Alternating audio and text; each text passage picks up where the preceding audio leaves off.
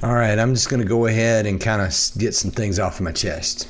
I'm going to read it right here. So, if I'm looking down, that's what I'm doing, because I wrote it out so it wouldn't go long and ramble on. But there's just some things been bugging me lately, especially going on with our country and the things that are going on around the world. And I see a lot of opinions and stuff, and I just going to give my take on a few things. And I'm not perfect. I don't know everything, obviously. But hopefully this helps with some understanding of some things, because God's really been showing me some things through what we're doing about, through the world and through conflict and all that. First, and really it kind of starts with the Israeli-Palestinian conflict.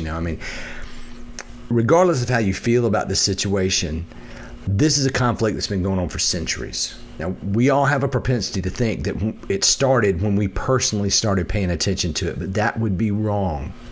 You can't go back to 2006 or 1985 or 1947 and think that's where it all began. Think you know everything about it, because that's just only a small percentage of the conflict's long history. This literally trails back to biblical times. I mean, you talk about the woman at the well, the story there. Was the animosity you see displayed in that conflict, in that interaction that's referred to in that interaction. It comes part of this all the way back to the promised land in Canaan, centuries earlier than that. And I say that to say this, that not that it's impossible to stop, but is that there is hurt on both sides that is very, very large and very, very long. And there is no way at this point to sit there and parse out equally and right every wrong and adequately punish each person that's been an actor in this forever. That's just not going to happen. So that's what I'm trying to let you understand. This is big. I mean, if we took each side and they got in a room by themselves and just listed all their grievances, we would probably have, if we didn't, minus the other knowledge of the other, we would probably be mad at the other side. I mean, that's probably what would happen. But this conflict is long, but it does come in seasons, and that's important for us to understand. And so a little bit of the history. In 2006, this particular season really was affected because people of Gaza had a free and fair election. They were dissatisfied with the Palestinian Authority, which had kind of been in power for a while, trying to lead them, and resolve their situation. So they elected Hamas into leadership of their country. And Hamas, unfortunately, does not have the goal of the best for Palestine. Their goal is the eradication of all Jews everywhere. I mean, that's where it is. They see that as the best thing for Palestine is that we get rid of all Jews, and not that they move, not that they go somewhere else. They don't want to live in peace with them. They want them dead and gone. They've come to a solution, whether through desperation or misguided. I think it's wrong, but that's their solution. And you have to understand the only true ceasefire that will ever happen, or that would ever happen, would be if they were completely unarmed and could not shoot, or if Benjamin Netanyahu say we'll call all Jews out into the street and say on 3 we're going to all slit our throats, and 1 second after that there would be a lasting ceasefire. This is the type of hate, and honestly, I personally, I don't think hate that strong just dissipates. I think it usually finds something else to be taken out on, and because but that's hypothetical, and that's a whole different conversation to be had. But I think that's truly the only ceasefire that would be had. Now, see, basically, the people of Gaza used this philosophy to elect their leadership in 2006. Israeli man bad. Now, I know that carries some baggage, but it's so basically, but I want you to understand this is kind of where we are. So anything and anyone that will get rid of them is fine with us. And stay with me to the end, and I want you to see where I'm going with this. It's not probably where you think. So we fast forward to today, and it's not gotten better. That leadership didn't lead them to a good place. It's gotten worse, and largely due to the leadership decisions of Hamas and their quest to destroy all Jews everywhere, from the rivers to the sea. That's what that means. It's not we want our land back, it's we want you dead. Right up to October 7th, right up to last weekend, where the leadership of the government of Palestine, Hamas, executed 6 hostages. I mean, this wasn't a radical faction. This wasn't somebody who missed it. This wasn't the crazy colonel off to the side. This was a central calculated leadership decision by Hamas. Now, see, biblically, we know from Solomon said, and God added this to the Bible so that we would get it. This proverb, it says, when the godly are in authority, the people rejoice. But when the wicked are in power, they groan. That's not just a cool saying. That is a wisdom of how the world works. And whether we like to admit it or not, elections and votes matter. And when you put evil people in power, it will be painful for the people that are being ruled. Okay, and that's not a way. That's a truism. You can't. That's what it is. See, if you remember, when the Jews were in captivity in Egypt, God sent plagues to convince Pharaoh to let the Jews go, and the Jews were suffering, and Pharaoh didn't want to let them go, and the Egyptian people, they were suffered through 10 plagues. And before Pharaoh decided to let them go, before he made the decision to let them go and end it, the final plague killed all the firstborn sons of the entire Egyptian nation. Now, they probably don't talk about this in Sunday school, at least it didn't in mine, but I am pretty confident that every son in Egypt that died was not some raving axe murderer with child trafficking parents. Did you get that? I mean, that they were probably some really good people who were kind and trying to raise their good boys to do good things as they knew how, the best they could. They might have been people like your neighbors who were kind or whatever. But evil leadership brought about terrible hardship on those they lead. That's what it does. That's the truism that Solomon is saying there. That's reality. We can mourn that. We can try to stave it off. We can try to mitigate it. But the truth is that this is reality in this existence. And we cannot change that reality. God warned us about that. That's why he warned us. Israeli man bad is coming back to haunt the Palestinian people, and by extension, the Israeli people and the world. And I'm not saying that everything Israel has done has been right. I'm not trying to say that at all. I'm sure there've been, but I'm just pointing out that I'm setting up what I'm trying to say later, that this type of mentality in how you choose leaders is not good. Now, you look at UN membership. I know the people have wondered why Gaza was vetoed for membership, especially recently in the UN, and they were vetoed by the U.S. The U.S. sits on a Security Council. I think it's 5 countries. I'm not really steeped in that, but I know that if somebody wants to get in, 5 countries, if any of those 5 countries veto it and say no, then it's done. It doesn't matter how many people get into the UN. That's how it is. And the truth is, people wonder why. Because almost all the other countries said, sure, let them in. And the U.S. vetoed them with about 4 other countries, I think, total 5 or something like that. But you need to look no further than last weekend, preferably what we found out on Sunday, to see why. Even though there's loads of examples, this is a very clear one. That's when we found the hostages that were executed. Now, see, here's what Dr. Henry Cloud does a really masterful job in his analysis and writing about people, and I often find a lot of wisdom in him. And he said this. He said there's basically 3 types of people in the world. There's wise people, there's foolish people, and there's evil people. Now, wise people, here's how you tell the difference. Wise people, when they come into conflict with reality, they learn, adjust, and change themselves, and they grow, and they move forward. Foolish people, when they come into conflict with reality, they just keep on doing what they do, and they expect reality to change. Basically, they don't learn, they don't grow, they just can keep making the same mistakes over and over. Now, they can cause trouble, but they're not mean. They don't mean to. They just don't learn and they keep making the same mistakes. Then there's evil people. Evil people are different. They want to do people harm.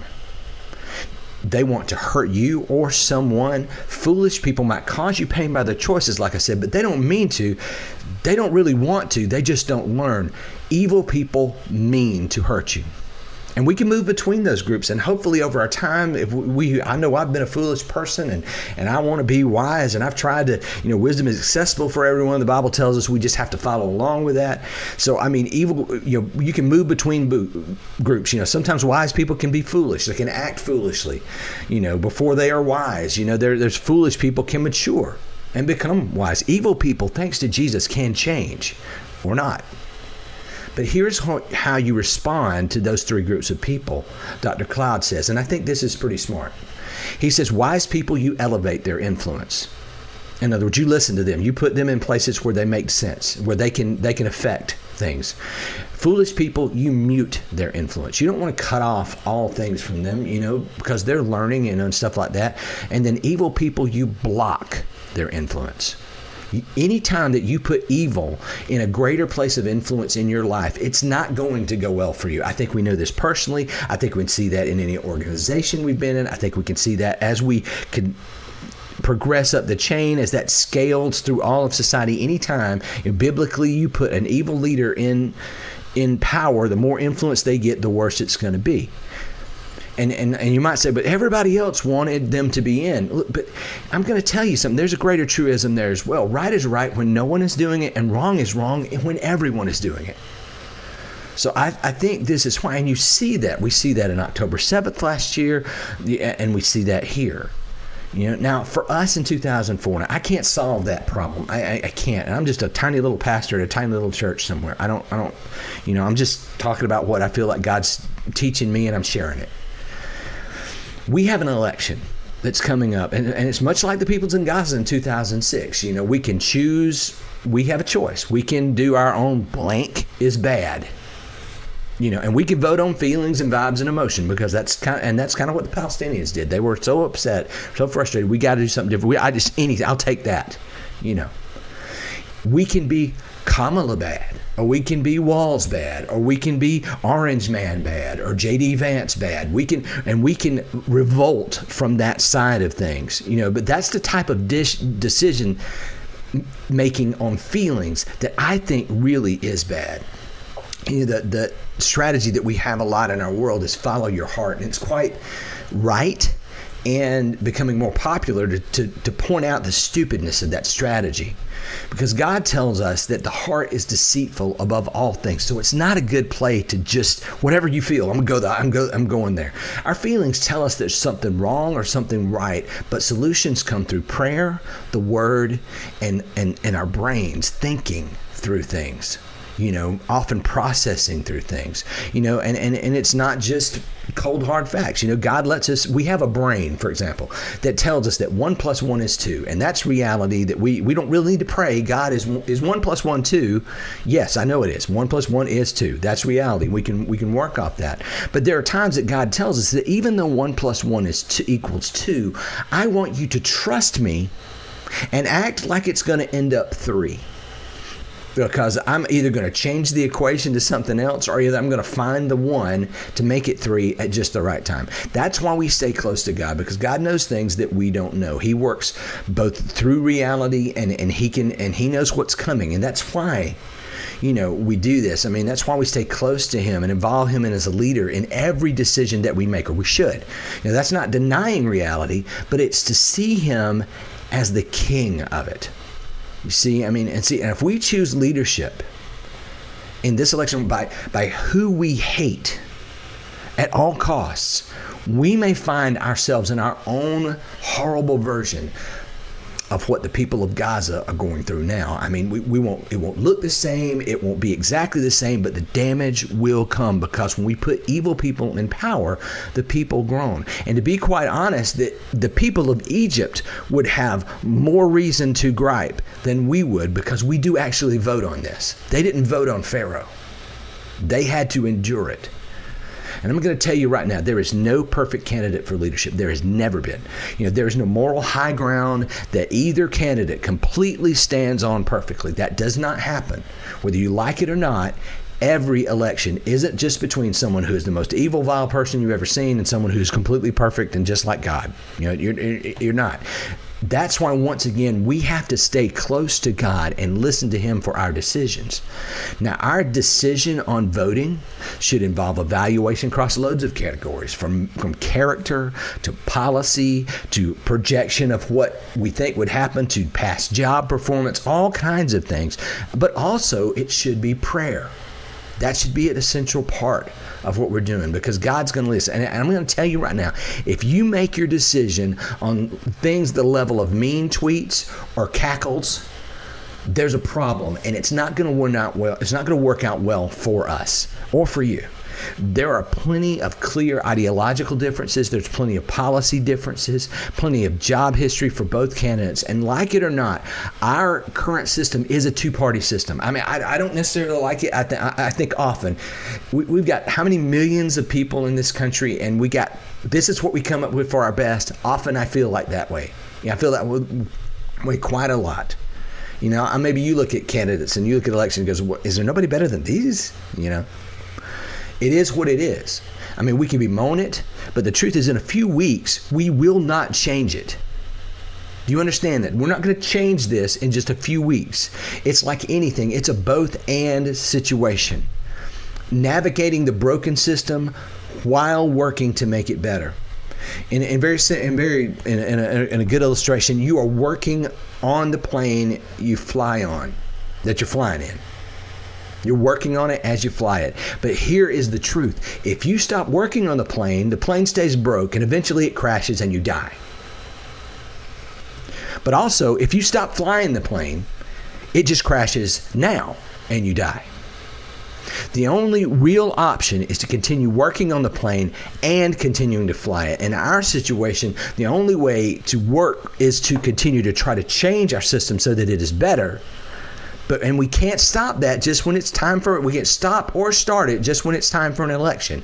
We have to continue, because this is a big, giant job, is to change that. But we also have to navigate what we have to do the best right now. Or we won't. Either way, if we say, well, I'm just not going to be a part of that. Okay, great. It crashes and burns. Okay, I'm going to just, I'm going to stop until it's fixed. Okay, you'll stop flying the plane. It's going to crash. Okay, well, I'm not going to work on it. Well, okay, you're not going to work on it. It's just going to get gradually worse and crash anyway. I mean, that's where we are. But I'm going to tell you this, and this is true. The best is never built on hate. The best is never built on hate.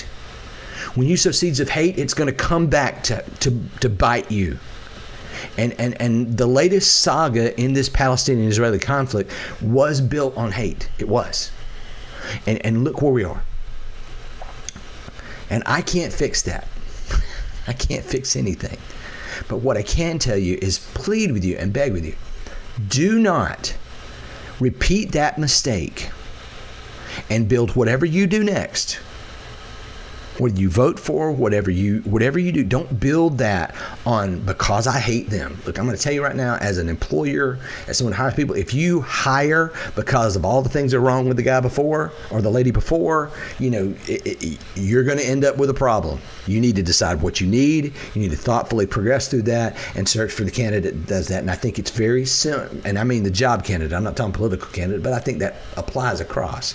But what we cannot do is we can't repeat that mistake and make it, well, my philosophy is Kamala bad or Democrat bad or whatever, or my philosophy is Orange Man bad or Republican bad, or my philosophy is, well, I'm on a system bad, so I give up, whatever. It can't be that. We've got to decide on what's the best course from here and not repeat that mistake. And send ourselves on the best version that we can find moving forward. We don't want to build on hate, and send us on a version of that. And that's all I got to say.